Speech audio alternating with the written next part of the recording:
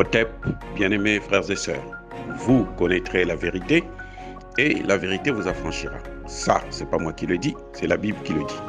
Mais moi, je vous dis mieux. Vous connaîtrez la vérité historique, notamment celle de vos ancêtres kémites, et vous aurez une vision globale de ce que c'est que la vraie souveraineté politique. J'ajoute, vous reviendrez à la spiritualité africaine ancestrale et vous comprendrez les enjeux de l'indépendance économique.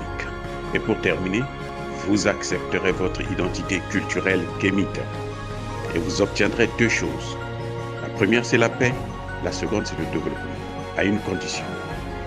L'unité de toute l'Afrique noire, l'unité de tous les Noirs du monde entier.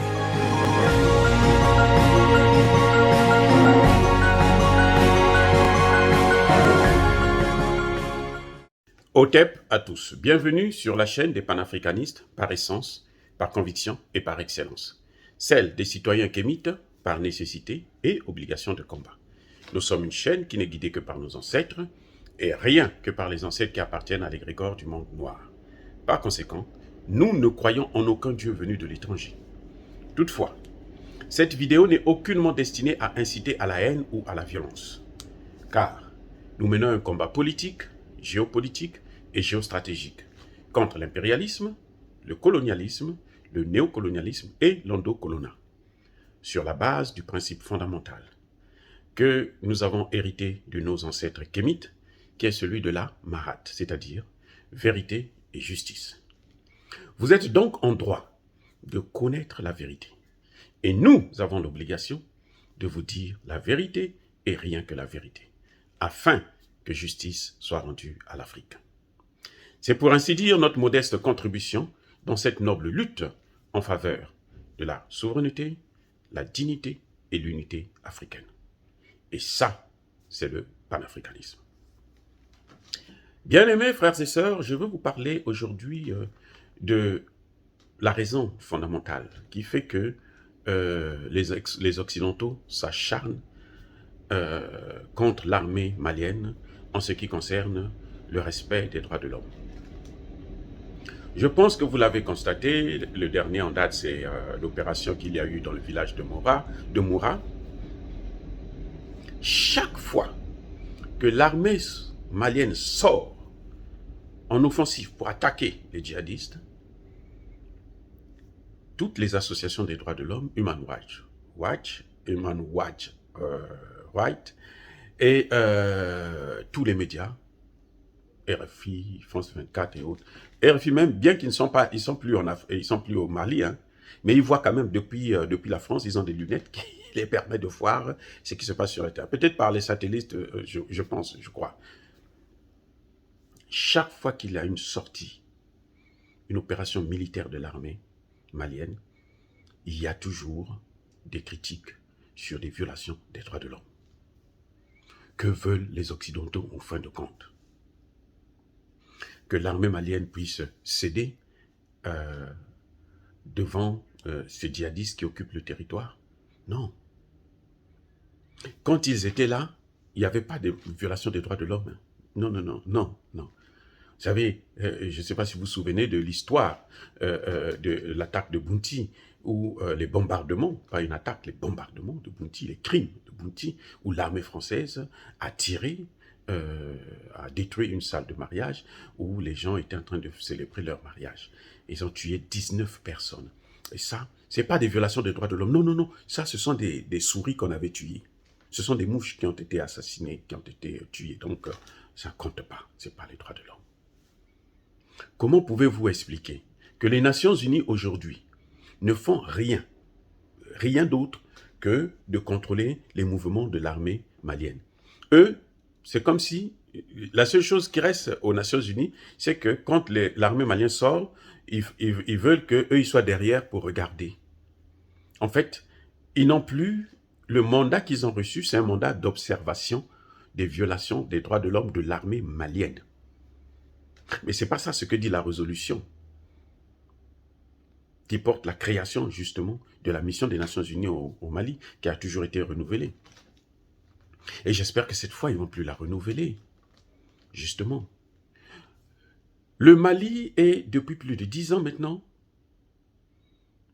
occupé à 80% par Barkhane, par les Nations Unies et par les djihadistes. Barkhane et les Nations Unies se cachent derrière les djihadistes. Ils disent qu'il y a des djihadistes, donc nous on doit rester là. Ils n'ont jamais vu les violations des droits de l'homme des djihadistes. Hein. C'est intéressant. C'est intéressant. C'est-à-dire qu'un groupe de mercenaires, de terroristes qui viennent occuper un territoire, ils ne voient pas qu'il y a violation des droits de l'homme. Au contraire, ils les arment, ils leur donnent des armes pour qu'ils puissent faire la guerre contre l'armée régulière. Et l'armée régulière, ils mettent l'armée régulière sous embargo. Vous savez que le Mali est toujours sous embargo. Il y a des armes qu'ils n'ont pas le droit de prendre. Ils achètent des armes à la Russie parce que la Russie est membre du Conseil de sécurité. Il y a une formule que les Russes ont découvert ou utilisent pour leur permettre de livrer quelques armes. Pas toutes les armes, quelques armes à l'armée malienne. Voyez-vous, et ce qui justifiait la présence de Barkhane, Takuba et MONUSMA, c'était la présence des djihadistes. Mais maintenant que l'armée est en train de donner un assaut, où on voit très bien que la peur a changé de camp, ce sont les djihadistes qui ont peur. Et ces djihadistes étaient toujours en contact, en collaboration avec les Nations Unies, qui les forment d'ailleurs, avec Barkhane et Takuba. Et donc, s'ils ne sont plus, s'ils sont tous neutralisés, ils n'ont plus de raison d'exister ni au Mali, ni même dans le Sahel. Parce que le gros de ces troupes-là, de ces terroristes, c'était au Mali, c'était le siège. Au Mali, ils avaient occupé carrément des villes. Et chaque année, ils faisaient une parade militaire, une démonstration de force. Et qui venait parrainer ça? L'ambassadeur de France au Mali. Maintenant, ils ne peuvent plus faire ça. Écoutez bien, maintenant là, ils ne peuvent plus faire ça. Maintenant là, ils ont besoin qu'on les sauve. Donc du coup, ils sont en train de chercher un moyen pour se rétablir. Or, Takuba et Barkhane ne savent pas où aller en ce moment. Parce que le Niger ne veut pas. Ils sont en train de forcer la porte, mais le Niger, le peuple nigérien ne veut pas du tout. Les autorités nigériennes ont refusé, en dehors de Bazoum, le président. Et Bazoum ne peut pas aller au-delà de la volonté du peuple, puisqu'on sait que Barkhane a déjà tué 3 personnes, 3 civils. Et on n'avait pas parlé des droits de l'homme, vous savez, on ne les a même jamais interpellés. On ne les a même jamais inquiétés. Ils ont tué 3 au Niger. Et ça, c'est resté dans la mémoire des Nigériens. Donc, puisque ce qui justifie leur présence est en phase de disparition, donc, ils sont dans l'obligation de quitter non seulement le Mali, mais tout le Sahel.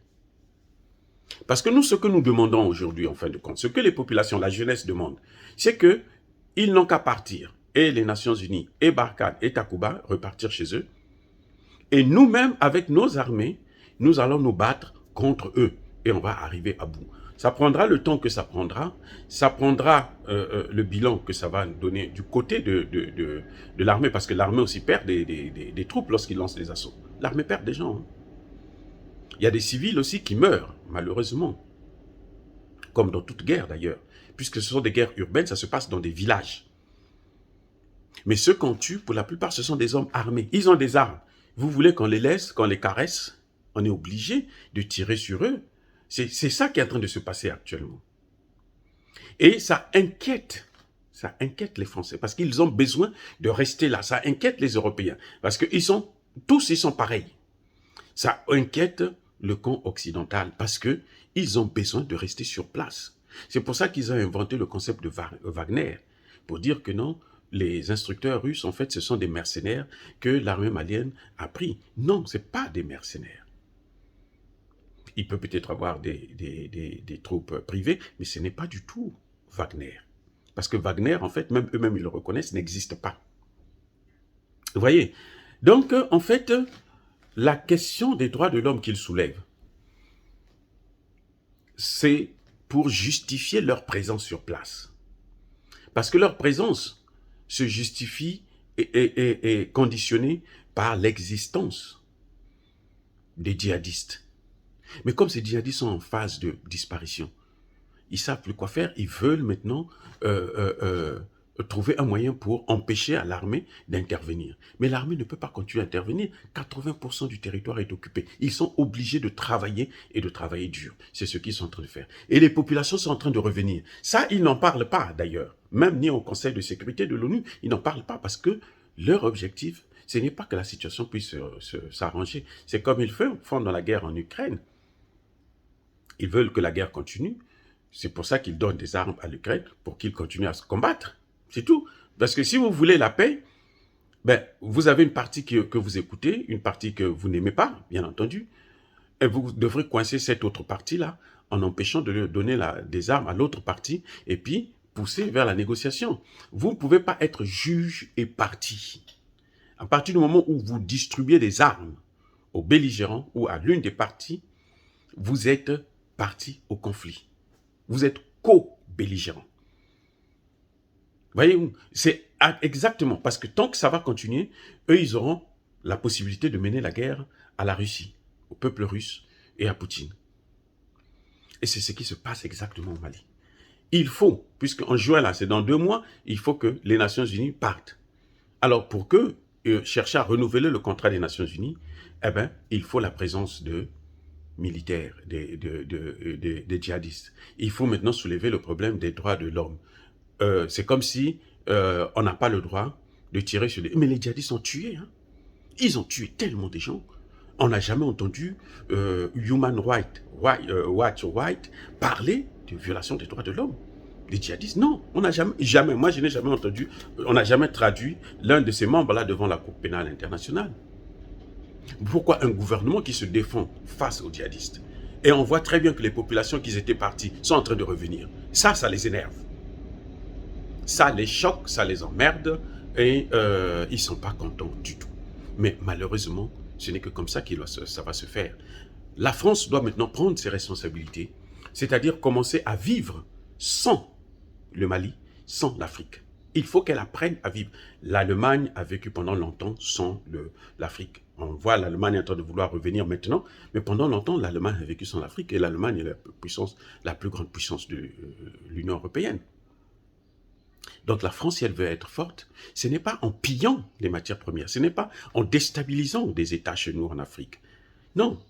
Vous savez, même le CFA là doit disparaître. Hein, parce qu'après le départ des troupes, il y aura maintenant, on va regarder la zone CFA. Il faut que le Mali sorte de la zone CFA. Ça, c'est obligatoire.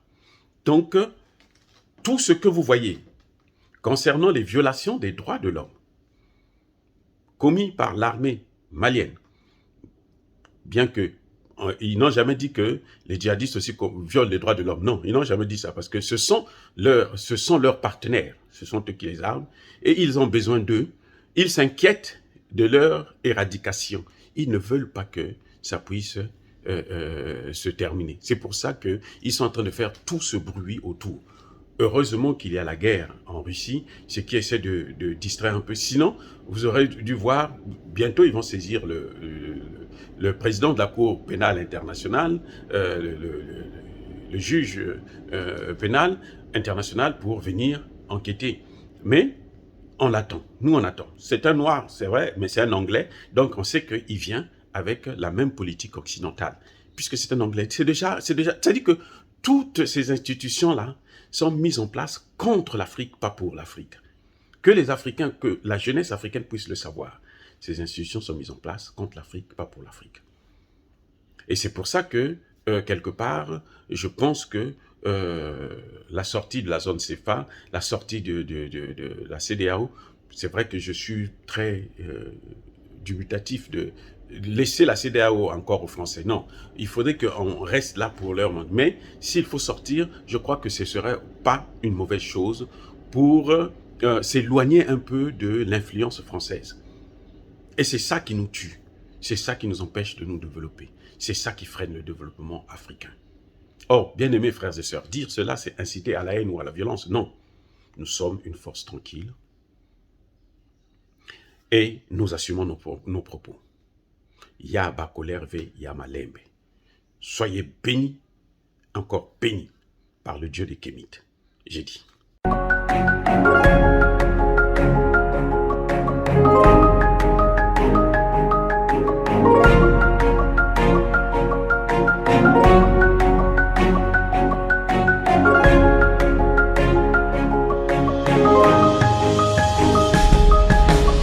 Eux, ils marchent par la foi et non par la vue.